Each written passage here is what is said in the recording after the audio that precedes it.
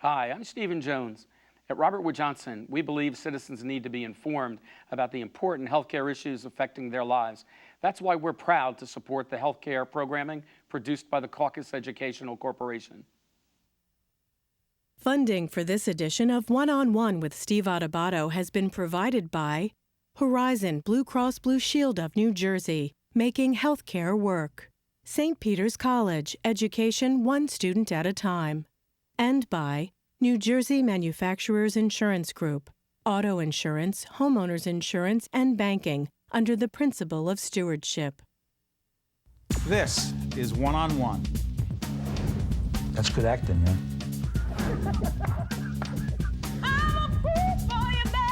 I get that a lot. I go to Atlantic City all the time, like, are you the guy? I go, no, I'm not. This is one you can't afford to miss. They thought that I wouldn't survive it, but I knew I would.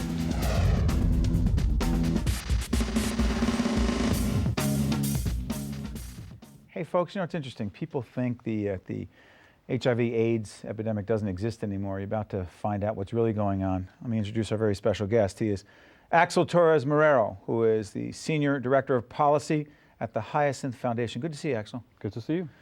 Listen, we have a history with your organization. You know, Ricky Jacobs, our good friend, we miss every day, right? She's one of the first people we talked about this subject when it was really in people's minds. What's changed in terms of public attitudes about it? Specifically public attitudes, I think there's a misunderstanding among the general public that if you can live with HIV and AIDS without intensive services and relatively free of stress. Because not true. Not true. We see individuals, and I think that media has done a great deal to enlighten the issue, but at times media also distorts the issue by showing individuals climbing mountains and taking medications and thinking that individuals can live until their 90s and live a relatively stress-free life. That's not necessarily true. You can get to the point of living with HIV and AIDS and it's a chronic manageable disease for those individuals who have unrestricted, good access to health care. The individual who's impoverished, who has mental health issues, who's living in an urban environment, who is struggling with day-to-day survival issues, those individuals do not live stress-free HIV lives. Those individuals do not have a chronic manageable disease. They still require intense services, whether that's medical or social services. So it depends on whether or not you have unrestricted, good access to health care. So again, it comes back to the question of, it's interesting, you're talking about money, you're talking about demographics, you're talking about geography, right? Having a great impact on the quality of your life if you have AIDS, HIV/AIDS. You're saying again, direct impact, because I bet you there are people watching right now and say, wait a minute, what are you talking about? There are certain drugs that didn't exist 20 years ago, 25 years ago. You get the drugs, you're fine.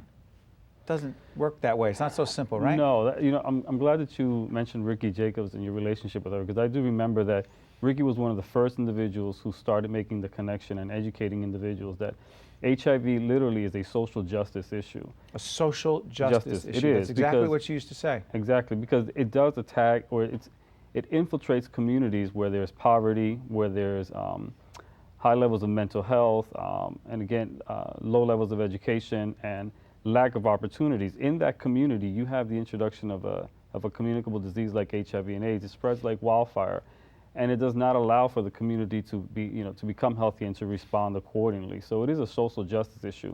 HIV intersects where mental health, racism, homophobia, and poverty live. So it's still an issue, and it's still a disease that attacks, unfortunately, marginalized populations. Tell folks what your organization actually is. Hyacinth AIDS Foundation is the only statewide AIDS service organization. It's actually the largest. Only one? Only one. It's the largest one in the state of New Jersey. We provide an array of social services for people living with HIV and AIDS. Our mission is to help people live with HIV and AIDS, which is by way of client services. Name some of those services, come on. We do housing assistance. Housing assistance? Housing assistance for individuals who can't afford to pay their rents. People living with HIV and AIDS require stable housing, because stable housing allows you then to concentrate on taking your medications. And for two reasons that's important. One, you get to live longer.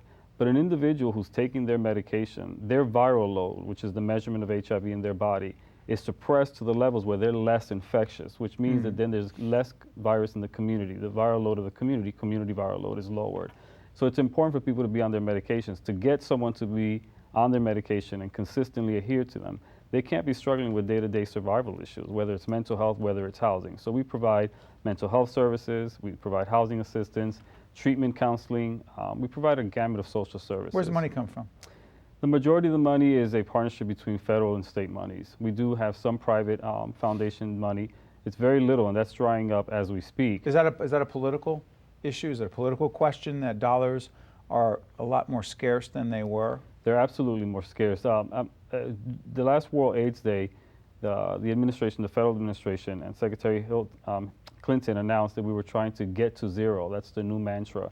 We're trying to stop, get to zero infections and zero people living with HIV and AIDS. By the way, why is Secretary Clinton, why is the Secretary of State the leader on this?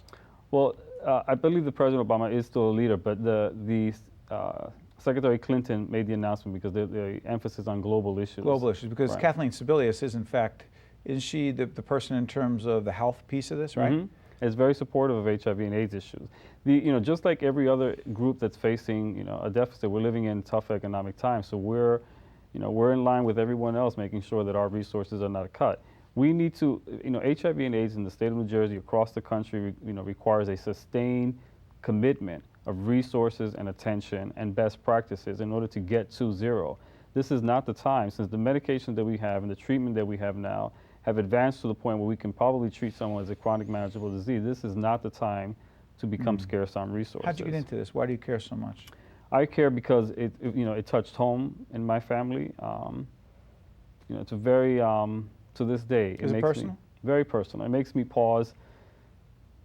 I wish I still had those individuals in my family who would still be alive, and I think that it's not fair that I am relatively a young man and I have lost too many contemporaries, too many friends and family members when this disease was not close to being a chronic manageable disease. And now that we're at that point, we cannot take our eye off the ball. This requires a sustained commitment to get to zero.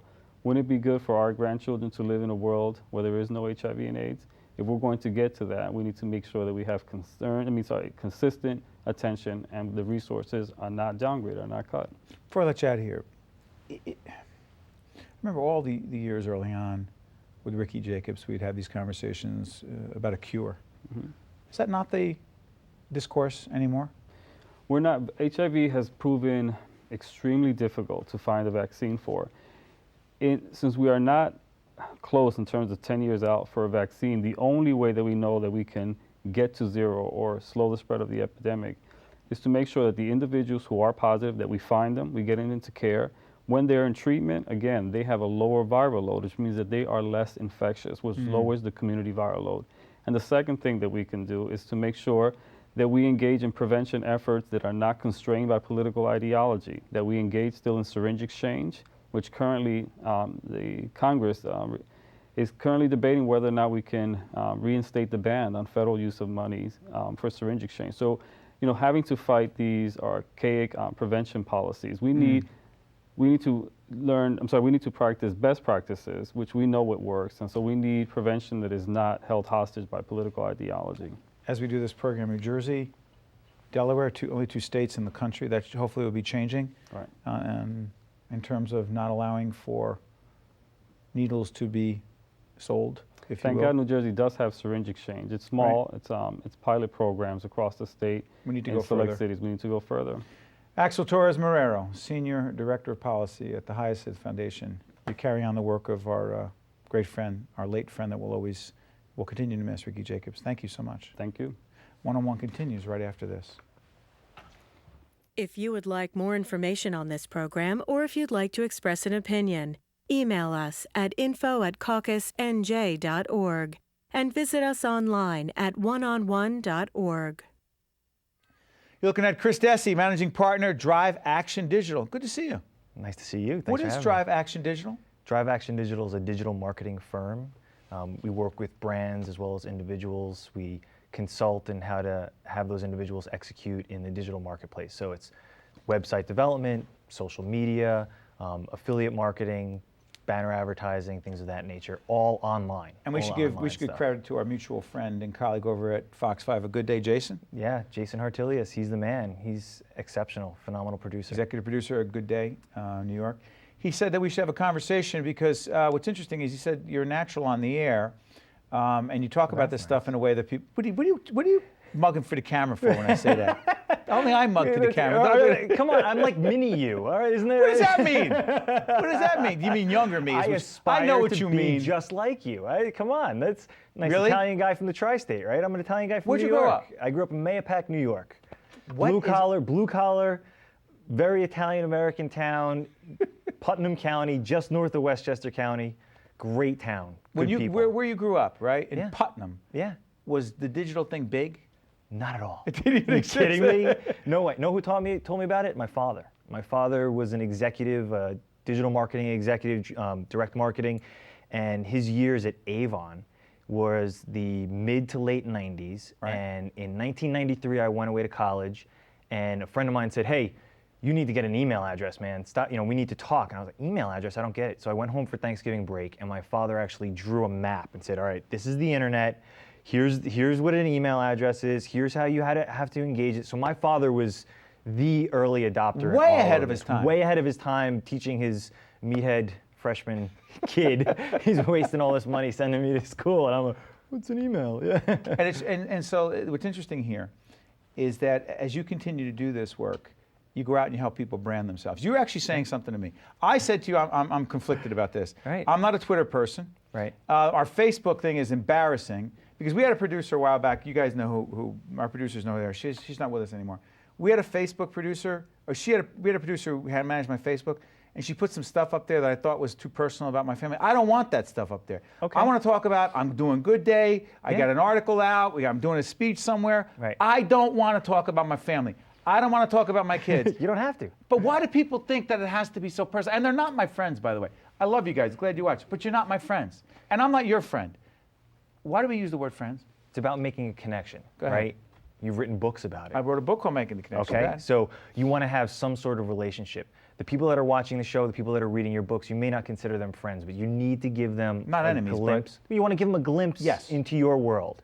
So you mentioned your Facebook page. You haven't posted since last year, and the only content that you were posting, you're pushing content. Check out my article What should here. I be doing? Check out engaging.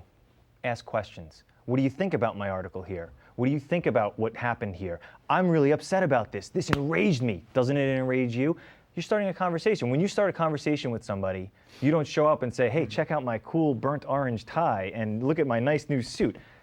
Hold on. I actually think you may be insulting me on my own show. This segment doesn't actually Not have to at all. doesn't have to air, but Beautiful tie. but what's interesting is you're saying, instead of saying, "Hey, look at my stuff," you're saying, "Hey, I was thinking about XYZ. We did a segment with Chris. Check out the segment Nailed it. and write to me and tell me what you think." Nailed it. What does that do, in all seriousness, what does it do for our brand, our company, our business? Does everything that having a relationship with anybody within the business world does for your brand, your business. It brings everybody closer. It gives other opportunities that will bubble up. So, for example, you mentioned your Twitter account. Right. When I found out that I was coming here, I was thrilled. I Googled you. I was researching. I'm looking at all your spots. I saw your commencement speech at Montclair High School. I was like, this guy is unbelievable. Like the hair stood up on the back of my neck during your speech. I'm sorry, what was it again? This guy's what?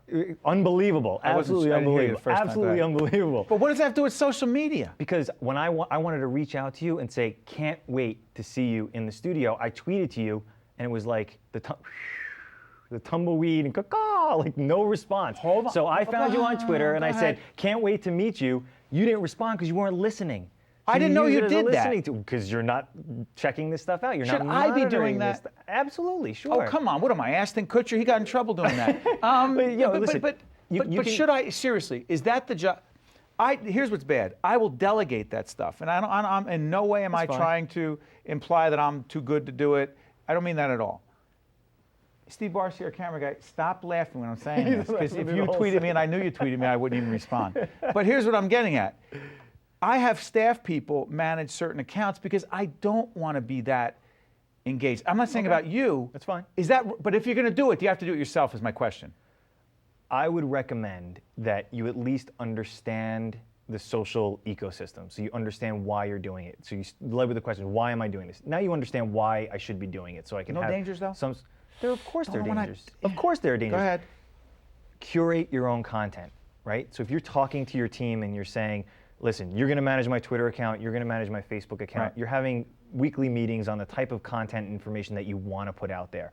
You want to be able to own the content. So the commencement speech at Montclair, maybe you have a YouTube channel, maybe you have that speech, and then maybe you comment about it. Maybe you say, you know, I wasn't going to end talking about the police officer, but when I met the police officer before I went out, she got me choked up. And something happened. That's Like actually talking about part of the speech. What's interesting, you're saying you could add to what you do. I don't want to make this Add some flavor about to me, it. but you're saying you're using this as an example. Add some flavor to the content that you're putting out there. Add some you. So, right? so this say is for an the argument's power sake, of it. we do something on Good Day New York on Fox 5. We're plugging our friends enough, right? Yeah. They're good to us, so but they are good to us. You go on there, and I say I'm doing something. I'm doing a lot on the presidential campaign. I say something about Gingrich or Obama or Romney, whomever, and I say, take a look at this clip. Tell me what you think. Yeah. Is that really? Why not? Because what happens if it keeps going? It's okay. It's a conversation. The key. So, I spoke through our good friend Greg Kelly from Good Day Oh, New Greg's York. the best. Greg had me speak on the Intrepid to some military personnel. Great, And great work he's doing there. my business partner and I discussed this, and we said, what are 3 main messages? So my business partner Anthony Zarro says, all right, let's figure this out. It's everything has changed, engage or die, and convene, don't control. Okay? So everything has changed. Media has changed. People now aren't just consuming media; they're producing.